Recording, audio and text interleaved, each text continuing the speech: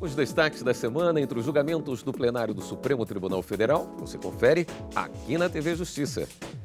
É o Plenários que está começando.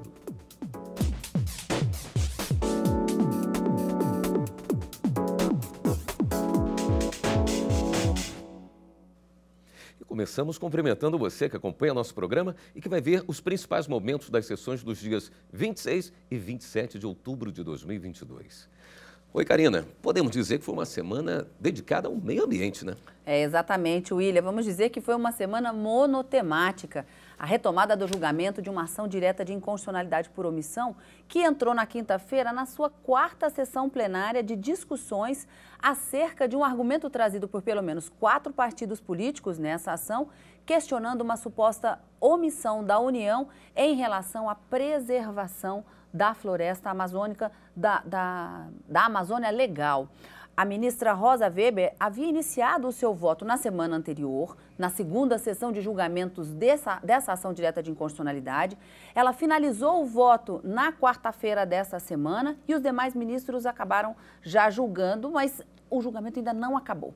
Foram 8 votos já proferidos até o presente momento, 7 ministros concordando com o voto da relatora, nesses 7 incluindo o voto da ministra Rosa Weber, para entender que sim, houve uma omissão do governo federal ao paralisar o Fundo Amazônia e não permitir que novos projetos de preservação da Amazônia fossem desenhados ou que fossem levados a efeito, e acabou dando um prazo de 60 dias para que, por ato administrativo, a União possa dar continuidade aos trabalhos do Fundo Amazônia da forma como originalmente foi desenhado. Isso porque os decretos que estavam sendo questionados nessa ação teriam mudado a forma de governança deste fundo, o que teria inviabilizado novas doações e paralisado esse fundo, não poderia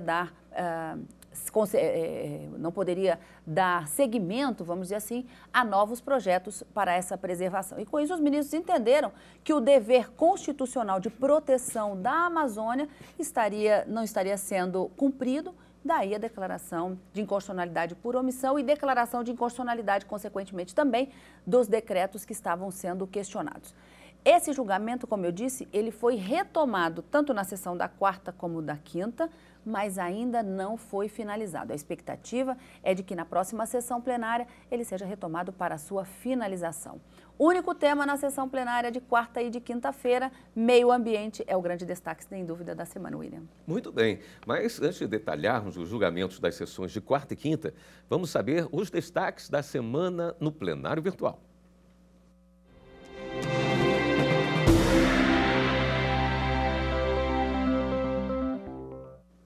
Os ministros do STF decidiram que uma lei do Paraná sobre reserva de assentos para pessoas obesas é constitucional. A Pesquisa Nacional de Saúde de 2020 aponta que mais da metade dos adultos no Brasil apresenta excesso de peso. O índice é de 60,3%, o que representa 96 milhões de pessoas. No Paraná, em 2001, foi publicada uma lei que obrigou a reserva de assentos em salas de cinema, teatros, espaços culturais e transporte coletivo em benefício de pessoas obesas. O governador do estado, à época, vetou a norma, mas a Assembleia Legislativa cassou o veto, alegando que a lei é razoável, já que 10% da população do estado sofre com obesidade mórbida. A discussão então chegou ao Supremo por meio de 2 ações. Uma proposta pelo governador, que alegava violação ao princípio da razoabilidade, e a outra pela Confederação Nacional do Transporte, sob o argumento de ofensa à competência privativa da União para legislar sobre trânsito e transporte. O julgamento ocorreu em sessão no plenário virtual. O relator dos 2 processos é o ministro Luiz Roberto Barroso. Ele julgou a lei constitucional. No voto, fez questão de ressaltar que a obesidade é uma doença crônica que afeta sobremaneira a vida de milhares de brasileiros e que uma legislação federal já estabelece a prioridade de pessoas com mobilidade reduzida quanto ao acesso a serviços. Também destacou que a lei estadual, que prevê a a reserva de 3% dos assentos em salas de projeções, teatros e espaços culturais e de 2 assentos em transportes coletivos está de acordo com a realidade brasileira. Ao contrário do que alega o governador do estado, não são poucos os indivíduos nessa condição.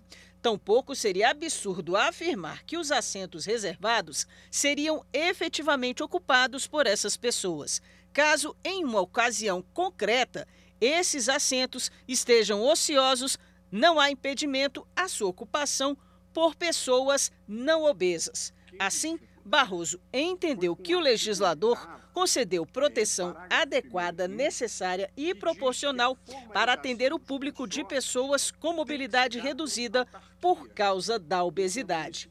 O plenário, por unanimidade, seguiu o voto do relator e declarou a lei válida. O Supremo Tribunal Federal também anulou decisões da Justiça do Trabalho de Santa Catarina que bloquearam verbas públicas das contas de associações de pais e professores de escolas públicas do estado. Em sessão virtual, a Corte entendeu que o bloqueio dos valores para pagamento diverso ao que eles foram destinados é inconstitucional.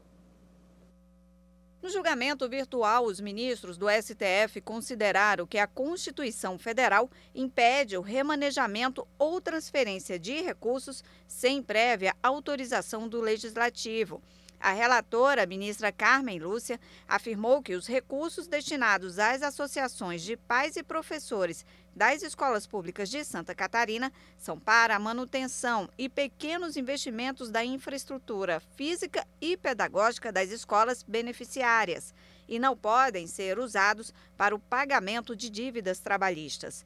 A ministra citou precedentes do STF de que o Judiciário não pode modificar, por meio de bloqueios, a destinação de recursos públicos já definidos por autoridades competentes, sob pena de indevida interferência nas atribuições reservadas aos demais poderes. A ação foi apresentada pelo governador de Santa Catarina, Carlos Moisés. Ele alegou que o bloqueio dos recursos do programa Dinheiro Direto na Escola, executado pelo Fundo Nacional de Desenvolvimento da Educação, estava prejudicando a continuidade dos serviços públicos educacionais no estado. Com a decisão do STF, todos os valores utilizados para pagamento de dívida trabalhista devem ser devolvidos para as associações.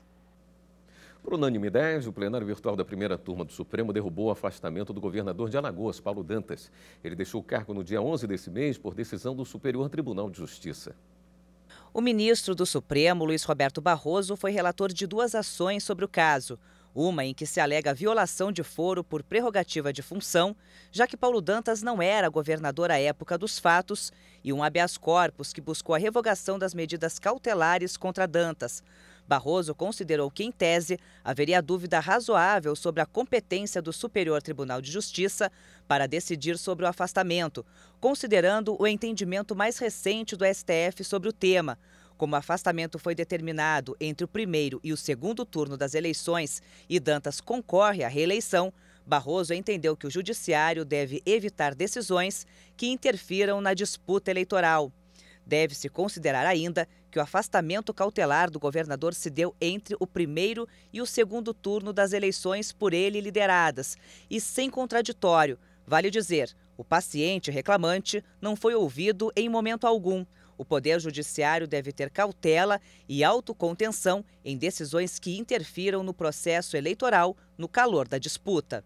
A decisão de Barroso foi acompanhada pelos demais ministros da primeira turma. Paulo Dantas, governador de Alagoas desde maio de 2022, é investigado por suspeita de organização criminosa e lavagem de dinheiro em um esquema de desvios na Assembleia Legislativa de Alagoas, quando era deputado estadual. Conforme os autos, os crimes teriam começado em 2019.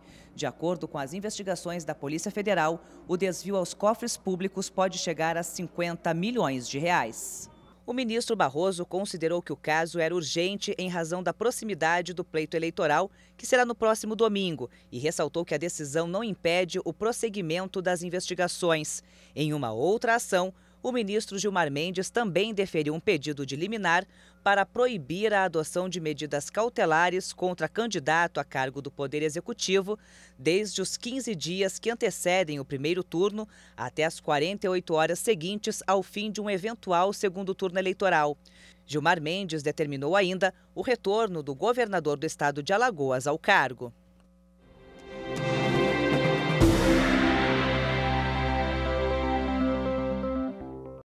Nós vimos aí alguns dos processos que foram decididos essa semana em julgamento no plenário virtual, uma ferramenta que está ajudando a acelerar os julgamentos no Supremo Tribunal Federal e que vem se aperfeiçoando ao longo do tempo, né?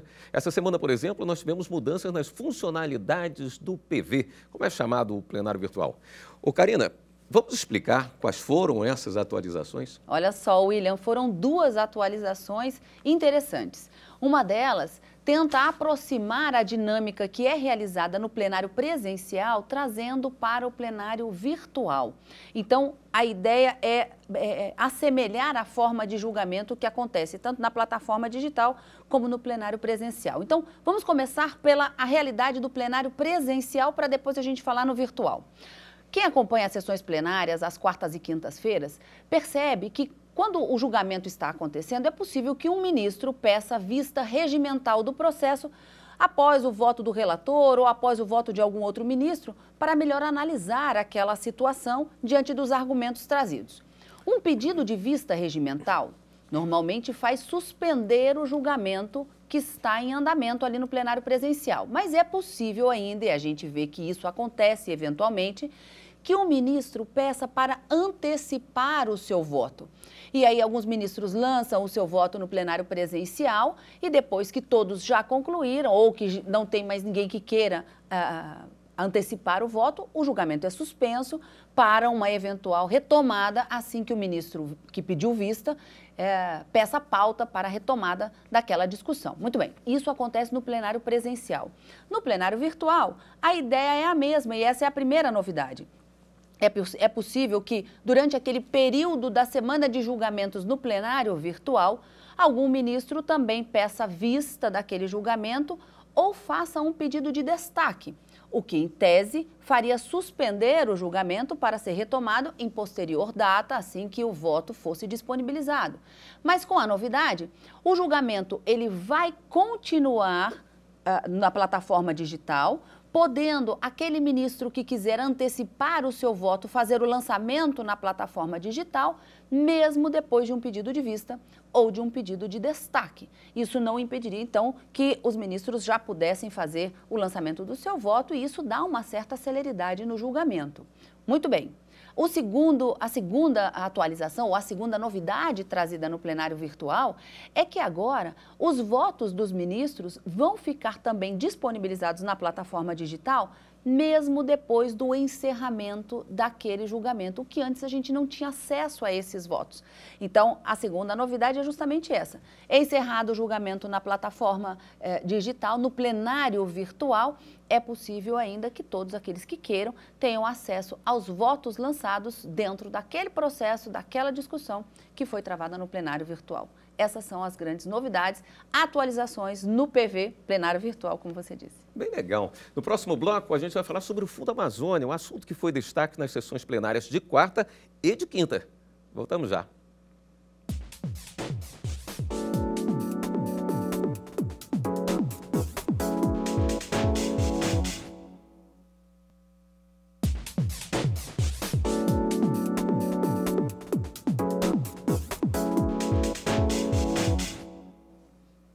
Estamos de volta com o Plenárias. O plenário do Supremo Tribunal Federal, em julgamento não finalizado, formou maioria para determinar a reativação do Fundo Amazônia em 60 dias. A questão chegou ao Supremo depois que 4 partidos, PSOL, PSB, PT e a Rede Sustentabilidade, entraram com ação pedindo a reativação do Fundo Amazônia, paralisado em abril de 2019. Alegam que o governo federal também extinguiu 2 órgãos do fundo, o Comitê Técnico e o Comitê Orientador, e cerca de 3 bilhões de reais estão represados, sem a contratação de novos projetos ou a implementação de qualquer medida de equilíbrio. A relatora da ação direta de inconstitucionalidade por omissão, a ministra Rosa Weber, presidente do Supremo Tribunal Federal, considerou que o governo federal foi omisso, porque as alterações promovidas no formato do fundo impediram sua atuação em novos projetos e também a continuidade de doações. Com isso, entendeu configurada a omissão da União em relação aos deveres constitucionais de proteção da Amazônia Legal. Assim, votou por invalidar os decretos que alteraram o fundo e restabelecer o modelo original. Determino à União que, no prazo de 60 dias, adote as providências administrativas necessárias para a reativação do Fundo Amazônia, nos limites de suas competências, com o formato de governança estabelecido no Decreto 6.527 de 2008. Também para o ministro André Mendonça, os decretos que alteraram o formato do fundo são inconstitucionais. Em seu entendimento, houve uma inversão da boa governança administrativa, pois as mudanças retiraram a capacidade do fundo de captar recursos e financiar novos projetos. Já o ministro Nunes Marques divergiu totalmente da relatora. Para ele, as alterações são válidas. Ele considera que o governo não eliminou o Fundo Amazônia, apenas exerceu uma opção política legítima de aperfeiçoar seu modelo. Em primeiro lugar, o que se observa na inicial é uma tentativa de hierarquizar decretos sob o fundamento de que o decreto 6.527 de 2018 seria bom e, por isso, deveria prevalecer, e o outro decreto 10.144 de 2019 seria ruim e, por isso, deveria cair a despeito de ser posterior ao primeiro. Ora, não existe hierarquia entre decretos e o poder público pode, a qualquer momento, revogar decretos anteriores, respeitados apenas os eventuais direitos adquiridos e os atos jurídicos perfeitos.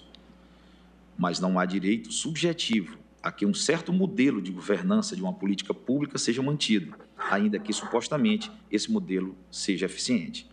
O governo não eliminou o Fundo Amazônia, mas sim vem buscando alternativas para atualizar a forma de gestão e de aplicação dos respectivos recursos. Na retomada do julgamento, o ministro Alexandre de Moraes acompanhou a relatora, entendendo que a paralisação do Fundo Amazônia fere claramente a proteção ao meio ambiente. Não é possível se falar em proteção ao meio ambiente, não é possível se falar em respeito e efetividade ao artigo 225 da Constituição Federal, se não houver instrumentos possíveis. E um desses instrumentos é o Fundo Amazônia, que destina valores exatamente para projetos específicos de combate a desmatamento, de combate a incêndios, de combate à criminalidade, de preservação da fauna e da flora. E de tempos para cá, nós estamos verificando mais forte ainda apelo da sociedade civil organizada em favor dessa efetivação do poder público para preservar o meio ambiente e a Amazônia de danos irreversíveis. No mesmo sentido, votou o ministro Edson Fachin. A descontinuidade do Fundo Amazônia, de responsabilidade do governo ao extinguir órgãos de governança da conta administrada pelo BNDES, que inegavelmente se prestava a assegurar a manutenção das ações referentes ao PP-SEDAM, como aqui já foi referido diversas vezes nesse julgamento, deixando aproximadamente 3 bilhões de reais paralisados sem aplicações em projetos. Presta-se a demonstrar não apenas grave equívoco na condução da política ambiental nacional, mas sim de uma agressão à Constituição, que não pode passar impune diante desse tribunal. Também votaram com a relatora os ministros Dias Toffoli, Luiz Fux e Luiz Roberto Barroso. Nós temos andado, em relação à Amazônia, na contramão do que determina a Constituição, do que determinam os tratados internacionais, do que determina a legislação e do que determina os compromissos que nós assumimos. Portanto, se a Constituição, os tratados, a lei e os compromissos voluntariamente assumidos indicam um caminho e nós estamos andando no caminho oposto, me parece, com respeito às posições contrárias, que é fora de dúvida que o Judiciário precisa intervir. E não há nada de ativismo judicial numa decisão dessa natureza. Nós estamos cumprindo a Constituição. Depois, o julgamento foi suspenso, mas o plenário já formou maioria para determinar a reativação do Fundo Amazônia em 60 dias. Karina, como a Marta falou agora no final da matéria, já tem maioria, mas enquanto faltam votos a serem proferidos, não dá para dizer que há resultado, né? Olha só, William, nesse julgamento, os ministros declararam de forma incidental, no curso do julgamento, a inconstitucionalidade dos decretos questionados, entendendo que a alteração da governança no fundo é inconstitucional e que, portanto, deve voltar a valer aquela forma originária. Para se declarar a inconstitucionalidade de uma norma, é preciso que haja pelo menos 6 votos no plenário. Nós já temos 7 votos computados para a declaração de inconstitucionalidade. Mas, no entanto, enquanto não for fechado o julgamento, for proclamado o resultado final desse julgamento, há, ainda que em tese, a possibilidade de que o ministro mude de opinião, evolua no seu voto, peça vista para analisar melhor um argumento que ainda pode vir a ser trazido no plenário. Então, tudo pode acontecer. Então, a gente diz, embora exista uma maioria para determinar a reativação do fundo, reconhecendo a inconstitucionalidade por omissão, declarando incidentalmente a inconstitucionalidade dos decretos questionados, a gente, para dar o resultado final, precisamos aguardar o último ministro a votar com a proclamação do julgamento pela presidente. Até lá, a gente pode dizer apenas, já existe uma maioria formada, mas vamos aguardar o resultado final. Ok, mudando agora um pouco de assunto. Na abertura da sessão plenária do Supremo da última quarta-feira, ministros e autoridades jurídicas prestaram solidariedade à ministra Carmen Lúcia e repudiaram as agressões do ex-deputado Roberto Jefferson. Eles também destacaram a atuação do STF na defesa do Estado Democrático de Direito. A ministra Rosa Weber abriu a sessão plenária com a nota de repúdio à agressão sofrida pela ministra Carmen Lúcia. O Supremo Tribunal Federal manifesta seu veemente repúdio à agressão sórdida e vil, expressão da mais repulsiva misoginia de que foi vítima a eminente ministra Carmen Lúcia em função de sua atuação jurisdicional no âmbito do Tribunal Superior Eleitoral.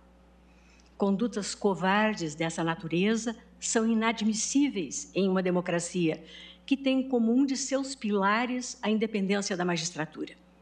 Não há como compactuar com discurso de ódio, abjeto e impregnado de discriminação a atingir todas as mulheres e ultrapassar os limites civilizatórios. O decano da Corte, ministro Gilmar Mendes, falou em nome do Supremo.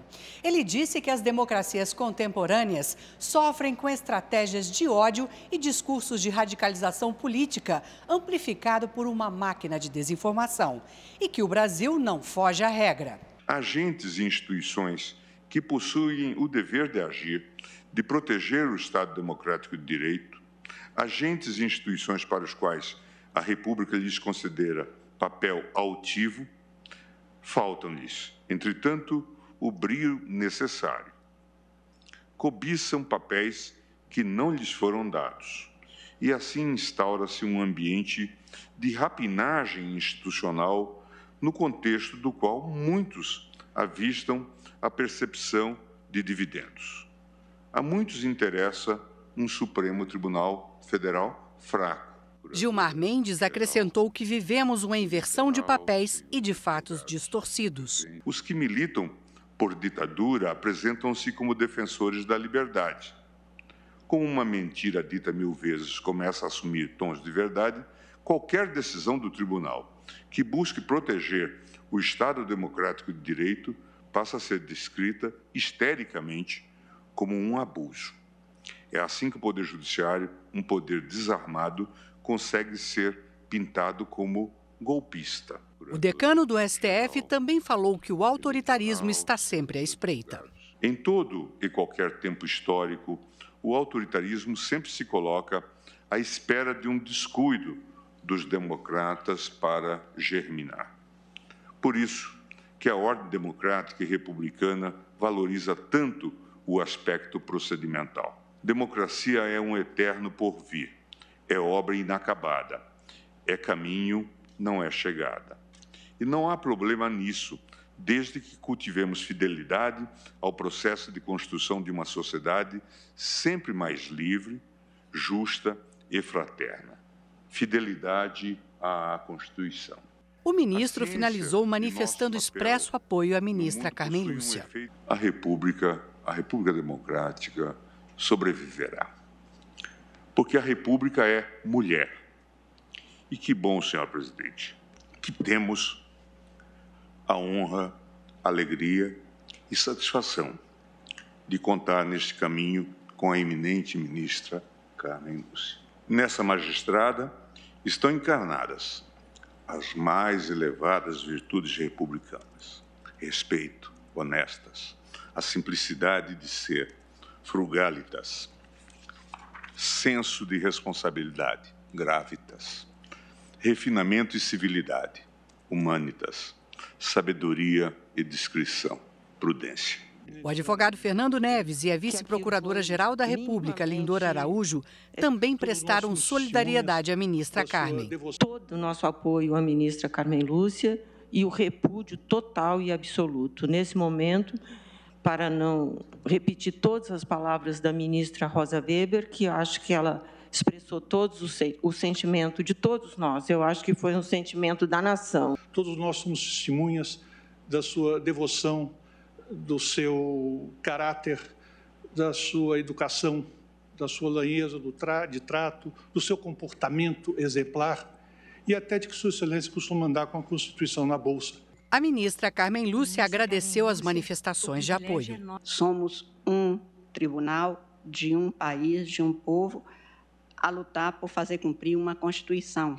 Como já foi reiterado aqui, não é tarefa simples, menos ainda em horas de tentativa de subversão ou de erosão democrática e contra o Estado de Direito. Dificuldades fazem parte, mas o Brasil vale a pena, o Estado de Direito vale a pena, a democracia vale o que cada um de nós faz.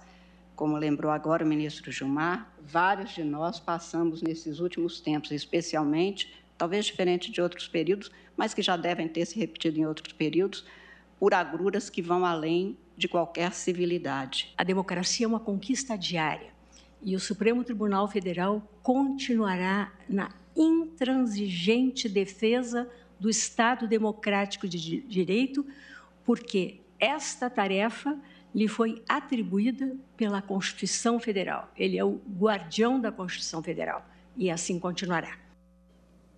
Karina, normalmente sessões plenárias quartas e quintas. Semana que vem só uma, né? É, exatamente. Quarta-feira é feriado, mas quinta-feira tem sessão plenária. O nosso encontro já está garantido a partir das 14 horas no direto do plenário, mas nesse final de semana o nosso encontro é aqui no Plenárias. E você acompanha o Plenárias aqui na TV Justiça, na Rádio Justiça e também pelo YouTube. Obrigado pela sua companhia e continue com a gente aqui na TV Justiça.